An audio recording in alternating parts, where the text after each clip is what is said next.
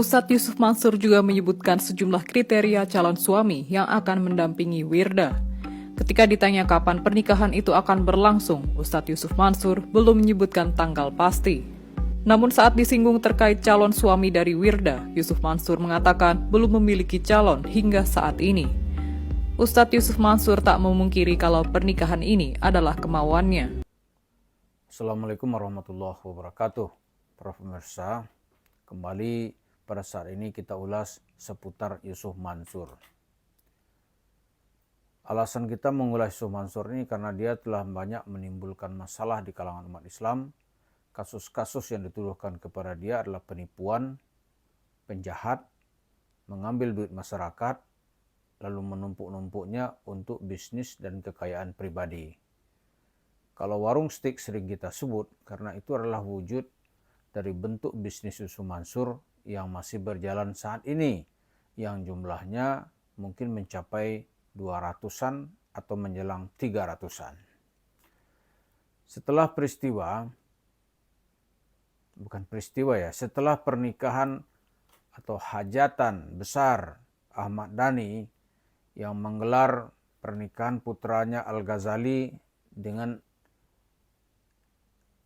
istrinya Alisa Dagus yang menelan biaya hampir 24 miliar atau 24 miliar untuk acara pesta.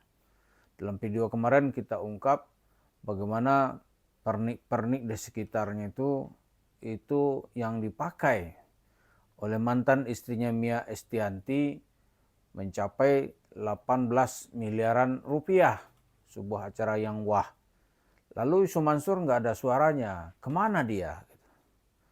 Menurut analisa kita, ini pandangan ya. Yusuf Mansur itu nggak berani bersuara, bukan berarti dia tidak tahu. Ya kan? Lalu kok nggak ada suaranya? Ini kalau menurut pandangan saya ini mungkin ya, atau besar kemungkinan. Yang pertama, Yusuf Mansur itu pingin juga sih mau membuat acara mungkin lebih besar dari acara Ahmad Dhani, tapi kok nggak ada komentarnya.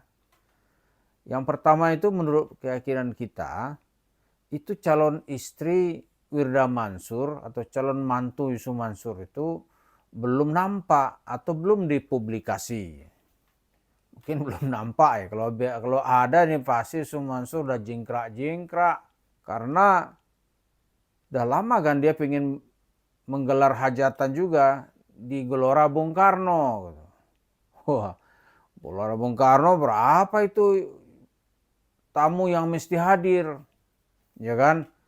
Jumlah penonton aja di Gelora Bung Karno itu bisa mencapai 100.000 penonton gitu. Nah, kalau Yusuf Mansur acara apa gitu, ya kan?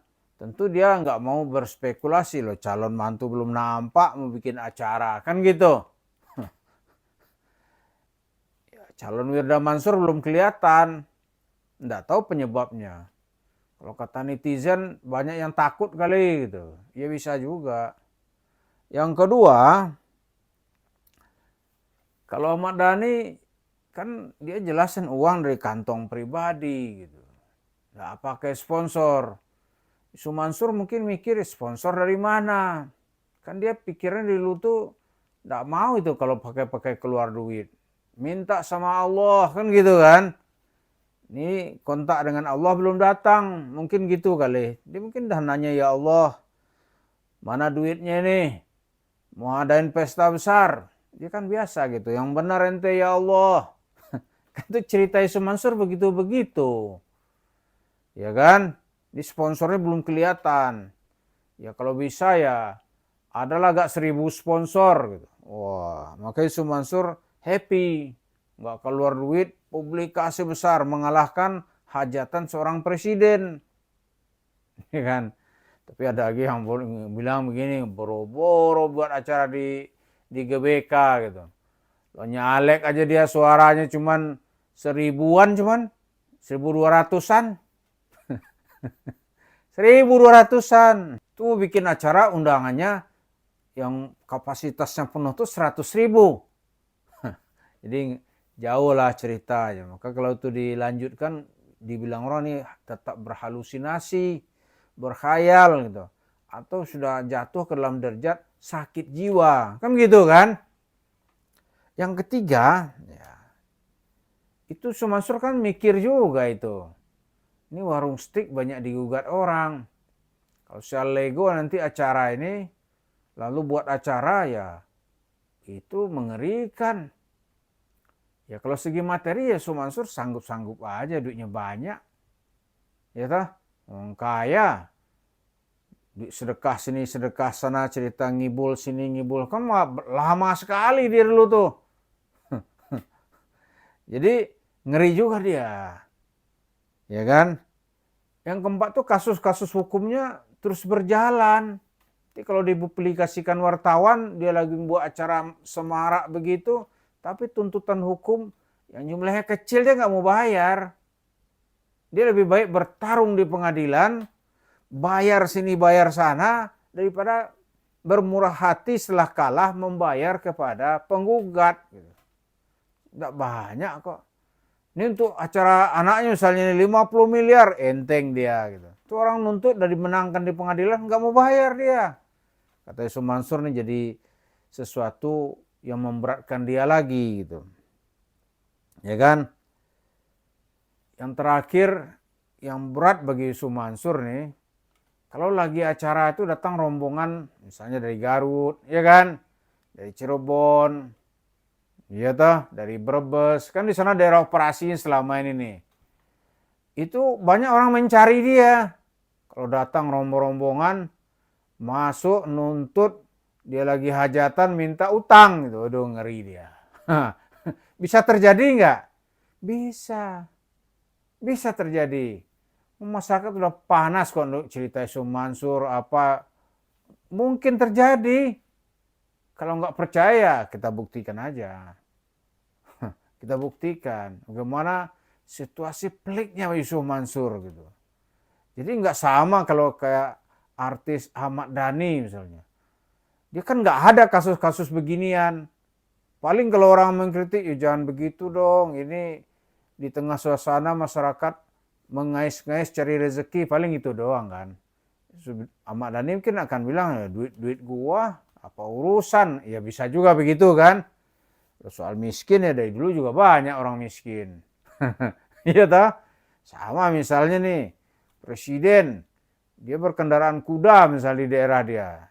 Biaya kudanya sebulan itu bisa mencapai 1 miliar misalnya. Tapi dia akan bilang, apa urusan, ini kan duit gua. Ya gitu toh.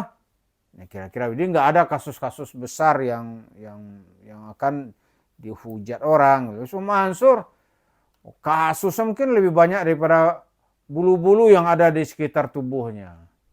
Kasus terus dia. Ini orang malas aja gitu. Ya kan? Jadi itu tantangan besar yang sedang dihadapi oleh Yusuf Mansur. Dan kita kira dia nggak berani tuh mengklarifikasi lebih lanjut. Kalau dia berani, ya ayo coba gelar acara besar di GGBK gitu. Nikahkan anaknya, ngunduh mantu di sana. Mungkin ya orang akan melihat, oh luar biasa nih ustadz atau kiai ini. Kan itu kan, luar biasa. Tapi bisa terwujud nggak gitu. Kalau hitungan real, susah. Tapi dia kan katanya bisa komunikasi sama Tuhan. Ya cobalah. Kan gitu kan. Kalau kita di sini nggak ada yang percaya dia bisa komunikasi kepada Tuhan. Kecuali untuk bohong-bohongan aja. Untuk ngibul-ngibul. Ya kan, karena masih banyak kan orang yang bisa dikibulin. Tapi kalau lama-lama orang makin sadar nggak ada yang mau dikibulin. Mungkin paling dia akan bilang, kampret lo ngomong bisa bicara sama Tuhan. Ini selesai no masalah kecil aja nggak bisa gitu. Terus Tuhan kemana? Karena itu orang menyatakan, oh dia hanya memperalat kalimat-kalimat Tuhan. Katanya bisa ngomong sama Tuhan. Faktanya dia sedang berhalusinasi. Nah orang nanti akan bilang, oh ini sedang gila, ini orang gila yang ngomong gitu. Ya itulah kita lihat, ini analisa kita, ya sebagian besar mungkin akan juga sedang dipikirkan oleh Yusuf Mansur. Tapi yang jelas warung stiknya kalau itu terbebani luar biasa.